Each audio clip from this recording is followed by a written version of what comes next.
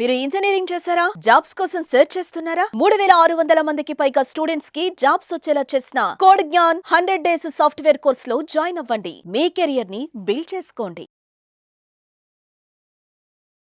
నమస్కారం అలగరి రవీంద్రనాథ్ గారు. నమస్తే అండి శ్రీ గారు. సార్, నిన్న హైదరాబాద్ గాజుల రామారాం దగ్గర జరిగిన సంఘటన ఏదైతే ఉందో చాలా బాధాకరం.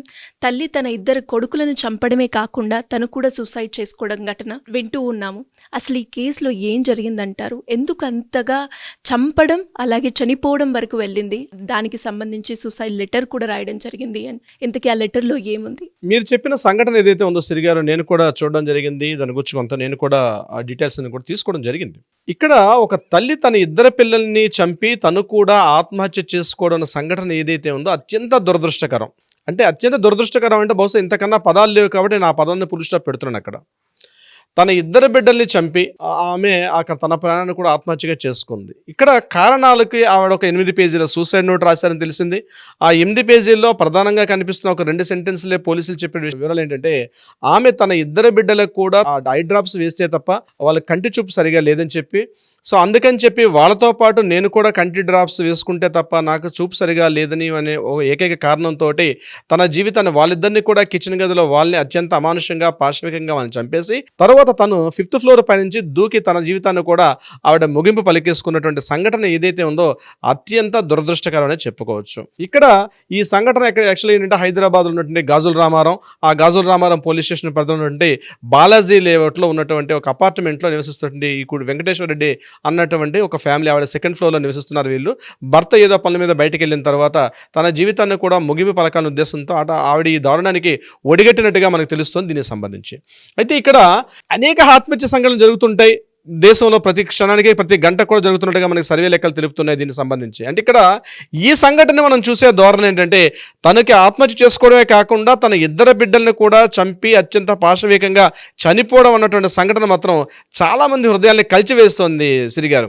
ఇదే సంఘటన మనం 1 వీక్ బ్యాక్ ఇదే సంఘటన మనం ఇదే అమీన్పూర్లో జరిగిన సంగారెడ్డిలో జరిగిన సంఘటన కూడా చూసాం. ఒక తల్లి తన 2 బిడ్డల్ని చంపేసి తను కూడా వాళ్ళకి పాలల్లో అంటే పెరుగన్నంలో కలిపి విషం పెట్టేస్తూ కూడా తను కూడా అంటే అదే అక్కడ అక్రమ సంబంధం తన పక్కన పెడితే, ఏదేమైనప్పుడు కూడా బహుశా సృష్టిలో ఏ జీవి కూడా తను చేయదు. అంటే తన కడుపున పుట్టిన పిల్లల్ని చంపుకొని తన జీవితాన్ని ముగింపు చేసుకోవడం అన్నటువంటి ఈ 34 కోట్ల జీవరాశుల్లో కనీసం కుక్కలు మన ఇంటి ముందు తిరుగాడుతున్న కుక్కలు కూడా చేయనటువంటి పని ఆ రకమైన మానసిక ప్రవృత్తికి రావడం అన్నది ఈరోజు ఒక మానసిక వైకల్యం నేను చెప్తాను శ్రీ గారు. ఎందుకంటే ఈ సంఘటన సమాజంలో ప్రతి ఒక్కరు కూడా ఈరోజు ఒత్తిడితో పెరుగుతున్నారు, ఒక ఒత్తిడిని అనుభవిస్తున్నారు.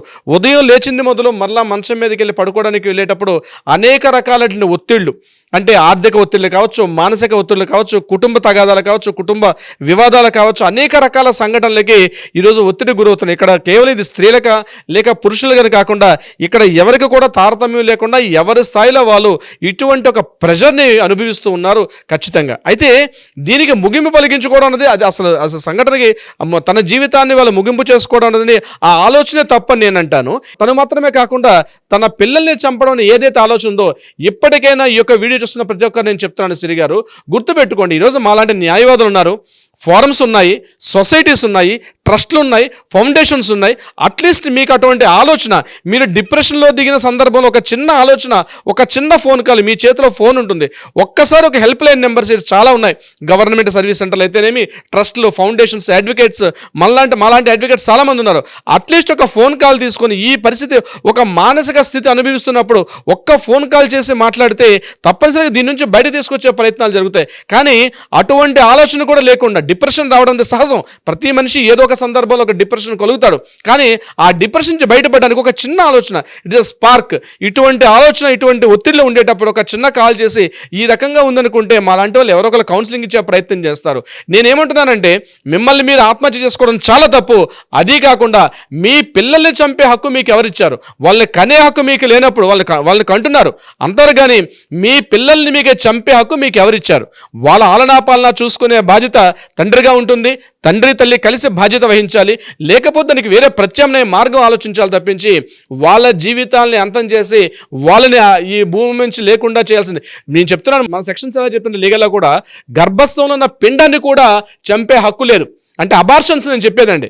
అబార్షన్స్ చేసుకోవడం కూడా, అబార్షన్లో పుట్టేవాడ పిల్లడు మగపిల్లాడా ఆడపిల్లాడని ఏదైతే మనం స్కానింగ్లో చూడడం కూడా తప్పని మన చట్టాలు ఇంత గట్టిగా మాట్లాడుతున్నప్పుడు, అదేవిధంగా అబార్షన్ చేసుకునే విధానం కూడా చట్టరీత్యా నేరం. ఒక అబార్షన్ చేసుకునే హక్కు కూడా లేదు. అంటే పూర్తిగా ఎదుగుదల లేనటువంటి పిండాన్ని చంపే హక్కు మనకి లేనప్పుడు, ఒక ఎదిగిన కొడుకు భూమి మీద బయటకు వచ్చి ఆడుకుంటూ పాడుకుంటూ బయటకు వచ్చిన తర్వాత వాడిని చంపే హక్కు తల్లిగా మీకు ఎవరిచ్చారు, తండ్రిగా మీకు ఎవరిచ్చారు? ఈ ఆలోచించాల్సిన బాధ్యత ప్రతి ఒక్క తల్లిదండ్రులు కూడా ఉంటుంది.